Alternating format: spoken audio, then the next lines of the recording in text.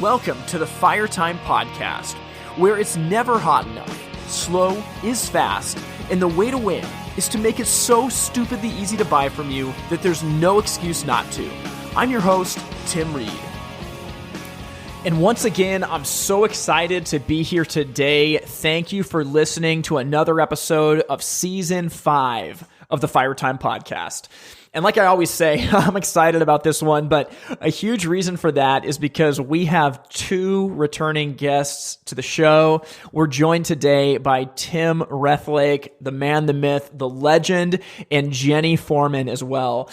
TR's been on a number of episodes that we've had. Most recently was back when we talked about step 7 of our sales process, gratitude. And Jeni was on earlier in an episode titled Why She Buys, and she gave us just some amazing insight to think about when trying to reach female consumers. Well, in today's episode, our subject that we're talking about is incidence rate, or IR. And you might be tempted to think, well, I can just skip this because I'm a retailer in the middle of Nebraska that doesn't deal with new construction track home work. And I'm telling you, don't fall for that lie. This conversation is relevant to everybody. So incidence rate, I'll define the term, is the percentage of fireplaces that are being installed into new construction homes. That's what it is. So if 10 new construction homes are built and 6 of them have fireplaces, that is a 60% incidence rate. Now, of those 6 homes that have fireplaces, if you have all of them, then you have 100% market share. So market share is based on incidence rate. But incidence rate is telling us of what's being constructed, how many opportunities is our industry getting. Now, it's possible for an incidence rate to go over 100% because one house could have 2 fireplaces. So you could actually have a 200% incidence rate. The reason this is important is over the last 15 years, we have seen incidence rates in fireplaces in a free fall. We're going to talk about this. But basically, if you go back about 15 years and fast forward to today, we saw incidence rates as high as close to 60%, and they've basically plummeted to close to 40% now. And what this means is that every single year, as more houses are being built, there are literally hundreds of millions of dollars that our industry used to capture that now they don't. So you might think, well, this only affects big companies like HHT or Napoleon or IHP, companies that offer products for all levels of new construction homes, right? Entry level, move up, and luxury. But this actually affects everybody for a number of reasons. Number one, because it means that when it comes time to remodel that house and get rid of that entry-level builder-grade fireplace, there's never been a fireplace there. The house has not been constructed that way because what could have been a simple job in and out in one day with a price tag of $3,000 to $5,000, it jumps to over 10 in many cases, which makes it that much more difficult for a consumer to get a fireplace. Next up is that this actually starts to build a culture of families that are not raised with fireplaces. And if you look at where's our industry going to be in 20 years, well, if people didn't grow up with a fireplace, they don't even know it's an option, and we already sell an obscure product category, this doesn't do anything to help us out. One thing I'll say, we mentioned this in the interview, and I'm just going to talk about it, that I've read articles that have come out in industry magazines kind of attacking, like, what's the problem of the incidence rate? And I've heard a lot of people blame these bigger manufacturers that offer builder grade products. And they say, well, it's because they were putting these, bad fireplaces in these houses for the last 30 years. And now people are sick of it. They think that fireplaces are only these, cheap, grungy things, and shame on them. I think that couldn't be further from the truth. I think that there is some of the blame that those companies own.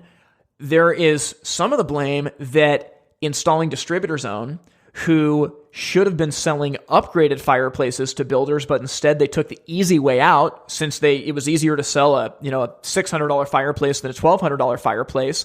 They didn't sell the right products. And shame on the companies who make these amazing high-end products for not going out and doing the work to win over builders and architects. And so I say that to preface that we're all part of the problem, like myself included. We've all been a part of getting here. We can point fingers all we want, but it doesn't do any good. Now we need to do something about it. And I'm so excited to have TR and Jeni on because, they're biased, right? They work for HHT, but they're coming on this podcast saying to the industry, hey, we've got to do something about this, and I can't wait for you to hear the conversation. Even if you don't do new construction work, you need to be thinking about the things that they're going to talk about. And honestly, just for sales in general, this is going to be awesome if you do any type of work with builders or remodelers. I think that right now, the truth with our industry, when we look at the free fall and incidence rate, it's easy to think, well, that's not my problem. But I'm telling you, stop worrying about the paint on your fence when there is a hurricane headed for the entire village, because that is the situation that we're up against. I think there's going to be some amazing insight in this conversation, and I can't wait for you to hear it. So I'm going to get out of the way, and we'll circle back and talk about it at the end. Joining me from Lakeville, Minnesota, are two return guests to the show, Tim Rethlake and Jeni Forman. They are hailing from the bold north for a really important conversation today. How are you guys doing? Been great, Tim. Great. Thank you, Tim. Awesome. Well, I'm glad to have you both back on the show. And I think that this conversation is absolutely critical to get into. But before we do, TR, I heard that you have a word of the day for us. We do have word of the day, Tim. I just ran across this recently. The word of the day is a Norwegian word called Peiskos. P-E-I-S. Peiskos. P-E-I-S-K-O-S. I'd like to see this up on a poster in every dealer in the country. Peiskos, Norwegian word that means the feeling of well-being that's obtained from enjoying the warmth of a fireplace. And I think that along with life, liberty, and pursuit of happiness, any American deserves the right to have a little Peiskos in their life. I can't believe that's a word. Say that definition one more time. The feeling of well-being that's obtained from enjoying the warmth of a fireplace. I love it. Leave it to the cold-hearted Norwegians to have to come up with a noun that talks about the warmth they get from sitting around their hearth. Well, I feel like with where you guys are at in Minnesota, you guys are pretty much just as far north as the Norwegians, right? We probably are on a very similar latitude. It's not bad today, but we do get some chilly weather here in the cold north. So we enjoy our fires. It's just not everybody in the country has the opportunity to enjoy a fire, which kind of is why we're all sitting around the table here today talking about this. Yeah, well, that's a good transition, TR. I want to jump in because I think that this conversation, like I mentioned, is really important, and it's been something that we've talked about off and on over the last few years, and I know HHT has done a ton of work with, but to kind of give the big picture of this, we're going to be talking about the incidence rate of fireplaces being installed across the country, and there's a pretty serious problem with it, and I'd love to set you guys up to kind of paint the picture of where we are and just what we need to be doing about it. I'll go ahead and take it from here and lay out the kind of the scope of the problem, starting with really what is incidence rate, just for any of the listeners who might not know. So incidence rate refers to the number of homes that receive a fireplace versus the total number of homes built. Our incidence rate 10 years ago was about 55 in every 100 homes had a fireplace. The scary part of that is that today, only 43 of those homes get a fireplace. And that decline has been consistent over the last 10 years. So anywhere from 1.5 to 2.5 points on an annual basis in that decline impacts not only our ability to sell fireplaces into the new home market, but also has the risk of severely impacting our replacement market, 5, 10, 15 years from now, when fewer homes have a fireplace installed in them. So it's a big, big deal. And then I'm going to turn it over to Tim here and just to talk a little bit more about the widespread, how it's affected us across price points and housing types and whatnot, because it's across pretty much every sector of the new home business. Thanks, Jim. Actually, I think, Tim, you and I just talked about this in the past. I think one of the myths about incidence rate is that it's only something that affects the entry-level segment of the market. And this data that Jeni was talking about is tracked by the U.S. Census Bureau. And so it's a roll-up of a county-by-county reporting of housing starts. And so it's fairly accurate data. It's just not real timely. So it's a real lagging measure, not a leading measure. But when we start breaking the Census Bureau data out on incidence rate, we see incidence rate dropping across every type of home, whether it be entry level, move up one, move up two, or luxury. So even at the very high end of the housing market, where you would anticipate customer luxury homes having multiple fireplaces, some do, of course. About 10% of luxury homes have more than one fireplace. But we're seeing this decline across all areas of the housing stock. And then we also see it geographically in all of the reporting regions from the Census Bureau.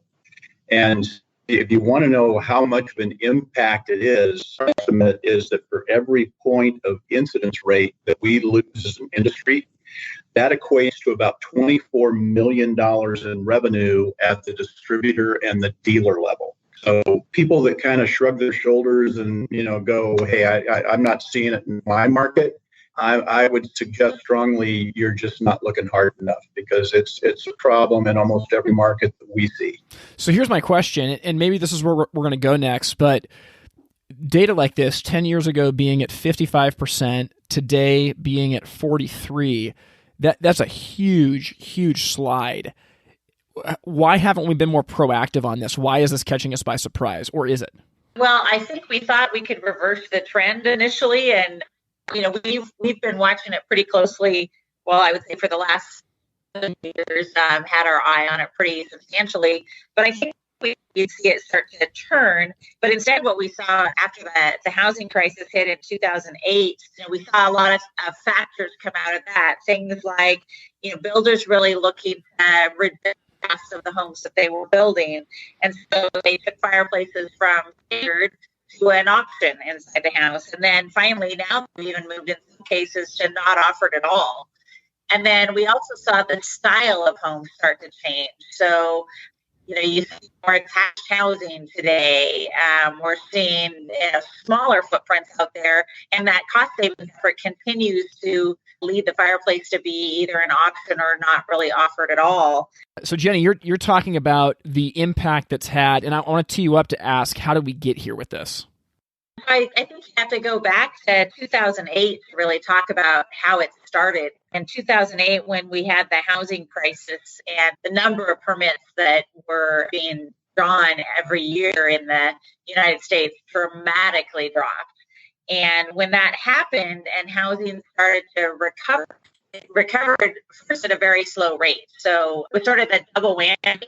We were getting a lot fewer permits, and we were starting to see the incidence rate go down. And I think that's maybe why we years to recognize the impact it was having, was because we were getting hit on both sides in the total amount of houses being built and the fireplace rate going in. So two big pieces. And in that recovery time frame, builders were really looking for ways to help more people get into first home purchase and whatnot. And so they started to really evaluate where they could cut cost in the new building process.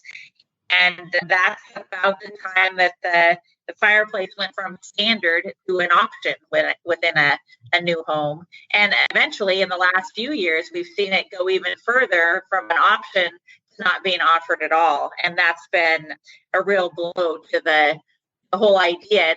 Is really taking us by surprise and having a negative effect on us overall. Yeah. So TR, you've kind of been boots on the ground with a lot of this. So you've seen the same thing. A fireplace is kind of going from standard to option, and then trickling out even further. Yeah, I have, and we have. We've had several members of HHT here, Tim, that have been deployed in various roles all of last year in key markets to try and really get down and peel the onion on what's driving a lot of it. And where we have a disconnect in communication is we'll meet with builders And builders will say, well, I'm not hearing anything from home buyers that they won't buy my home that it doesn't have a fireplace. And in fact, what I'm hearing from home buyers is they don't really want a fireplace. And so when we started going, why would that be? Because all the consumer research we just completed a big bunch of research just a couple of years ago said the opposite of that, right? That 7 out of 10 buyers do want a fireplace. And we go, why are the builders so misinformed? And so then we started looking at it and saying, well, what the home buyers are saying to the builder is, I don't want your fireplace. Because the builders have been speccing, they will buy and I love all the home builders I meet with. I love some of them more than others, but God bless their pointy little heads. They will go to the lowest common denominator if they can. And so they will buy the entry level product that we supply, regardless of whether that's an entry level home or a move up. So when buyers are too smart today, Tim, how many of your episodes have you had guests on and talked about the transparency the internet brings?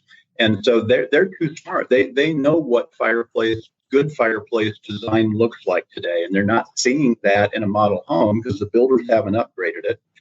And the second thing that happened is that when fireplaces became optional, and this is our fault as an industry, we did not do a good job of coaching and teaching the builders on what resale price of an optional fireplace should be.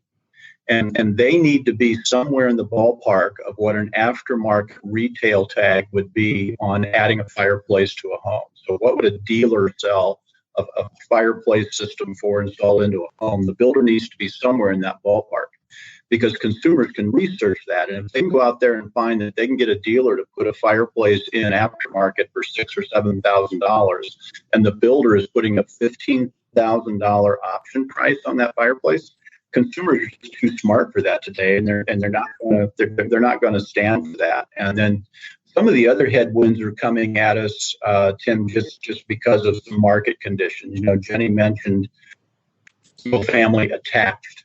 Again, this is a cost play by the builder, higher density to try and keep costs down. So when you start having attached single family, now you have common walls. Now you're challenged to get venting out. There's more starts on an annualized basis south of the Mason-Dixon line than north. So if you're in southern tier climates, a builder probably can make an easier story about selling a home without a fireplace if you're in South Florida. And then we talked about affordability. Entry-level starts are becoming a larger share of the pie of all of home building. So the entry-level segment is the one that's kind of gaining ground, because that's where the demographic of home buyers are, as the millennials are kind of passing through the housing market here. So there's a lot of headwinds that are at us, not to mention some of the things. I know, Jeni, we were talking about some of the things in the headlines recently about some of the regulation stuff we're seeing. Yeah, I think as late as just a few days ago, we saw that the city of San Francisco was the newest city on the list of banning natural gas in new and large remodels in their city core. So that's going to be added to the list of already a number of cities across the nation. I'd like to say it's all in California, but it's not all in California. Berkeley, I think, was the leading city that went with the banned natural gas concept about 6 months ago. But then we saw it jump all the way over into Massachusetts, in the city of Brookline, Massachusetts. And so we're seeing it spread more and more. I think there are 8 cities on the eastern coast now that are considering going to natural gas bans. So we're facing some regulatory pressures around being able to get natural gas into new housing developments along the way. And that's presenting some new and unique challenges for the industry, which is really going to force us all to consider what other options we have on getting fireplaces or fire features into people's homes. So, and one other thing, just as we're talking about it, I was saying about this earlier. In addition to the attached housing, there's fewer walls. There's also the competition for the wall with the TV. It used to be, you had your standalone console, big TV, and now you've got a big, beautiful flat screen you want to put on the wall, and that's competing with the fireplace for one of those rare open walls in a home that you can get a fireplace on. So that's another market impact that's really changed the nature of the business as well. Absolutely, yeah. Well, I think it's important what you bring up because, man, when you look at the sliding incidence rate, all the trends that you talked about, Tim, and Jeni talking about regulatory pressures, this isn't a podcast to talk about regulatory pressures right now, but I truly believe, man, if we think we've been in a fight over wood burning regulations, just wait. I mean, I think that the next 10 years of our industry, it's going to be the fight for natural gas. And one of the big things that we have to show is that we are part of the solution. We are not trying to stop regulation. We have to come alongside and figure out how can we do this together. And I think that's going to be a big fight. Absolutely. Yeah. And we are going to have to work together to make sure that we don't lose that, that resource for energy. And that's going to be a challenge for all of us. We're really going to have to come together as an industry, I believe, to take on that battle. Yeah, I agree. Well, okay, so I want to ask you guys then, and Jeni, maybe this would be a good place to start. What do we need to do about this? I mean, we've painted the picture of the problem here, but where does the hearth industry go? Yeah, so I think first and foremost, we have to admit this brutal reality. I mean, we're an industry under attack, not just from the regulatory side, but kind of indirectly from the housing side as they continue to deselect putting a highly desired feature like a fireplace into their home.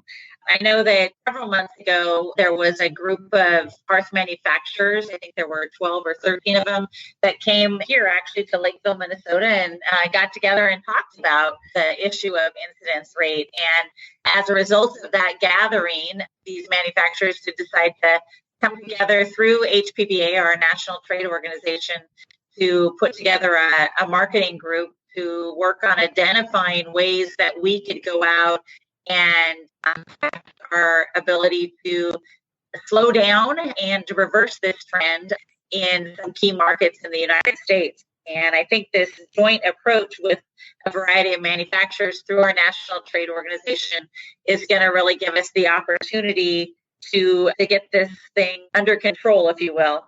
And I think we have to believe that we can reverse the trend. I think part of the problem up to this point is thinking that one, I think a lot of us thought maybe it was going to just slow down and stop on its own. Well, it's not. It's going to continue going down if we don't take proactive measures to try to turn it around.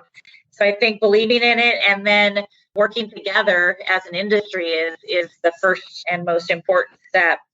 We've been doing some things in some of our own fireside, hearth, and home markets where we're really talking to builders and model home agents and really working hard to make sure that we do have the right fireplace for the right homeowner as often as possible. And as Tim mentioned earlier, we know that 7 out of 10 home buyers want a fireplace, and yet only 4 out of 10 of those are getting one. And so there's a significant gap there. There are 3 homeowners walking away or buying a home and not getting a fireplace, even though it's one of their most desired features. And so I think as long as we lead knowing that it's a desired amenity in a home, that will help us all be able to believe that we can reverse the trend.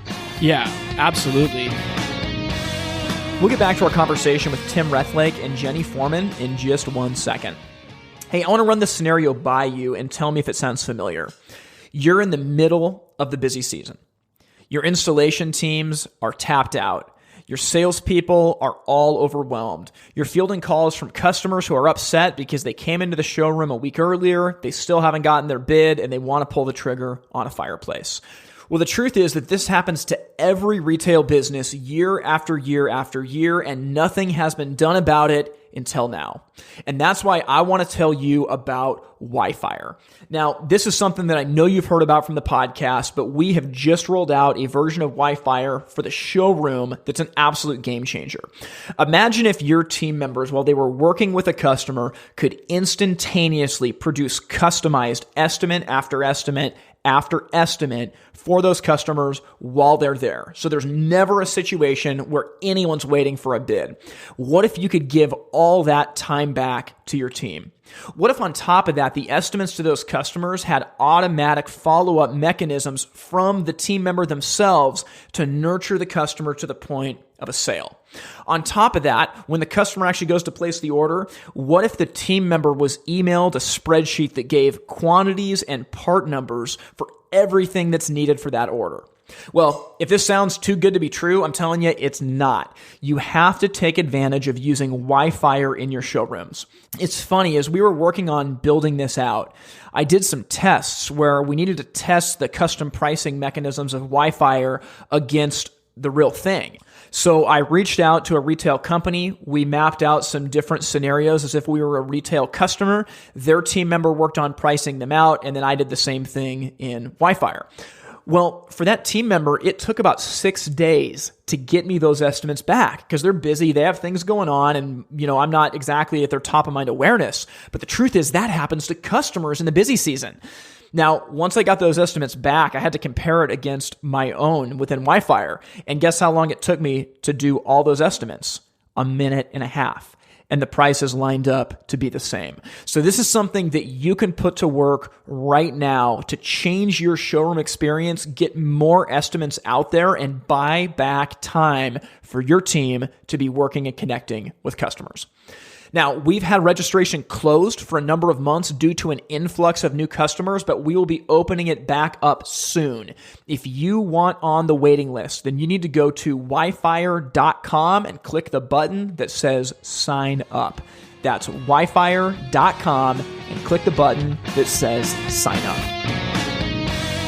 Well, okay, so here's something that I think about. I was reading in our industry, one of our industry magazines a few months ago, they were talking about incidence rate, and they're making a huge deal out of it. And I was thinking to myself, man, you're kind of 10 years too late. We should have been talking about this, years and years ago. But basically in the article, it was extremely pessimistic, extremely negative.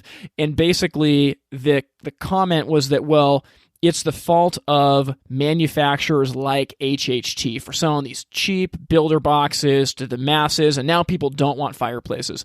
And I got super frustrated reading it because it put no responsibility on anybody outside of the manufacturer. And I look at this different companies sell products that are intended for different markets. And HHT does an amazing job meeting, a lot of those markets. And some of that is the entry-level house.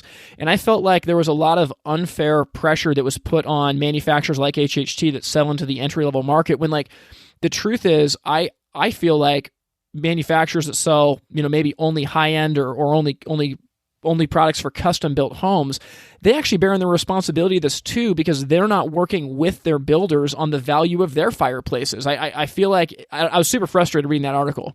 I think there is probably some kernel of truth to it. I think we are, as manufacturers, to blame to some degree, but on the other hand, as we said earlier, the incidence rate's dropping across all housing segments, even the luxury and second move-up. So to say that it's only because of the entry-level stuff that's gone in is not accurate. And the main thing is the dealer or the distributor is the one that has the personal relationship with the builder. And so they're going to listen to folks with companies such as yours before they'll listen to us as a manufacturer.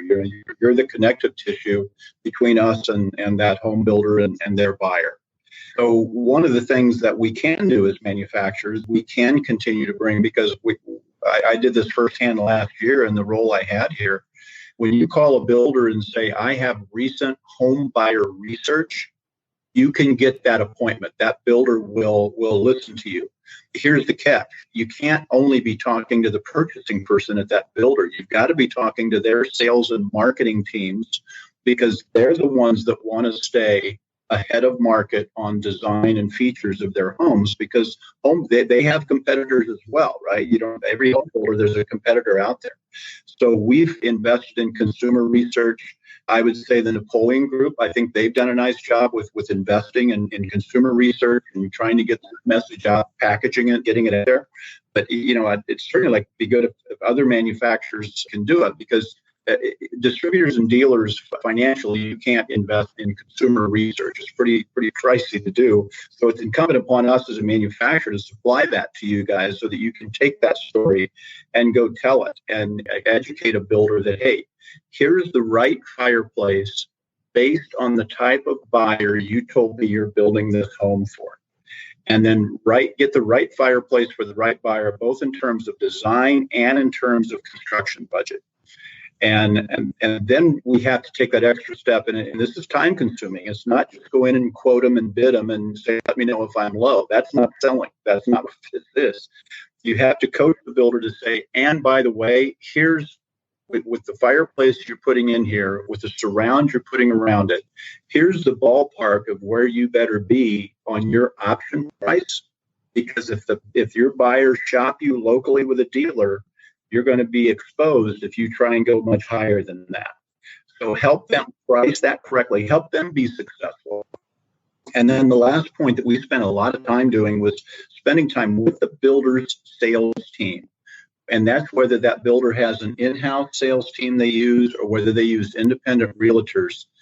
Take the time to educate them, because you're in sales. You know as well as I do, you won't bring anything up in front of a customer that you're not comfortable talking about, right? No one wants to look dumb in front of a customer. So if all that realtor is comfortable with is flooring and cabinets and lighting, well, guess what? That's the conversation that they're going to have with the buyer. But if we can educate them just a little bit, and we're not saying make them hearth experts, all we're saying is give them enough ammo that they're comfortable to talk about. Let them know that what does direct mean? Well, direct vent means good indoor air quality and good energy efficiency for your buyer. What does a fireplace do for the buyer? Well, it helps appraisal value and helps resale value. If you can get them to just know just those two nuggets, clean burning, energy efficient, good appraisal and resale value, they now sound like an expert in front of a buyer. It takes time to have that conversation and sell that way. But that's what dealers and distributors that want to successfully reverse incidence rate in their market, that's the price you have to pay in terms of time committed to do it. Well, and I want to piggyback on this because I think it's so important talking about educating your builders. And those are difficult conversations to have. I mean, just imagine if you're a builder sales rep and you've got someone that you finally won the account, but they're putting in these cheap fireplaces, and you're just so happy you won the account that you don't actually talk to them about the fact that it's the wrong fireplace for their house. And I go back to what you said, TR. I think you said this on Bradley Hartman's podcast one time, that if you're going to pick up one end of the stick, you better pick up the other end too. And I feel like I'm thinking back to this article I'm reading in this industry magazine that if you're going to be a retailer that's blaming manufacturers for entry-level fireplaces, well, picking up the other end of the stick is realizing that if you're selling new construction, you're educating your builders, because it's a two-way street. That you can complain all you want about cheap fireplaces going in, but how often do you take the easy route of just selling what's simple as opposed to challenging the builder to do the right thing so that ultimately it pays off for them and their customer?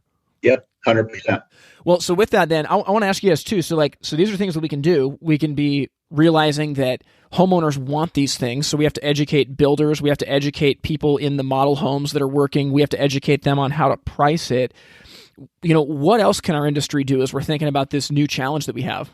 I think a big piece, and I think what the industry can really focus on in addition to the builder side, is really driving the desire, driving the demand for fireplaces through the home buyer themselves. So, we have an opportunity to start messaging out using, social channels and whatnot, the value that a fireplace brings to your home. And I don't mean the value in terms of dollars, but the benefits it brings you to creating that home environment, giving you a place to gather with your family and your friends, creating that warmth, giving you that ambiance, and really making it a home special. I think Frank Lloyd Wright said the fireplace is the heart of the home.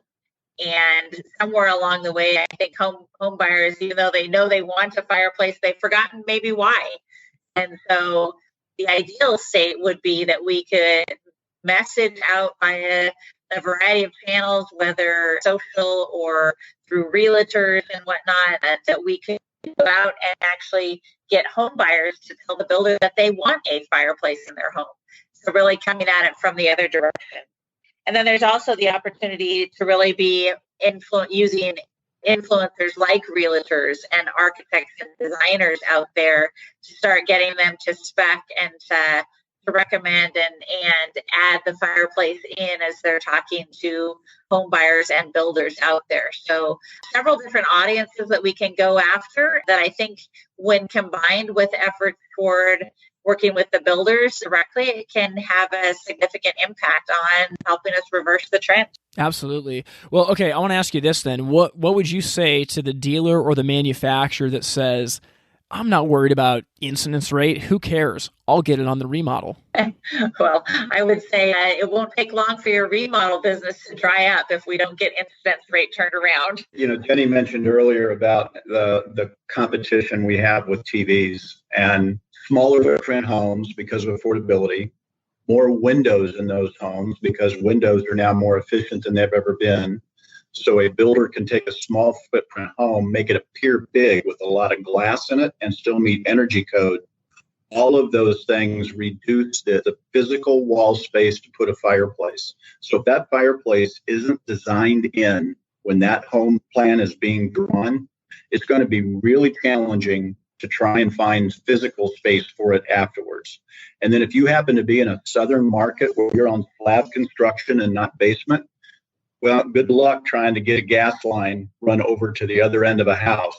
It's going to be an uphill battle. It's much easier to look at replacement or upgrading an existing fireplace that was in that home when it was constructed and do that several years later than to try and create something where nothing existed in the first place. Absolutely.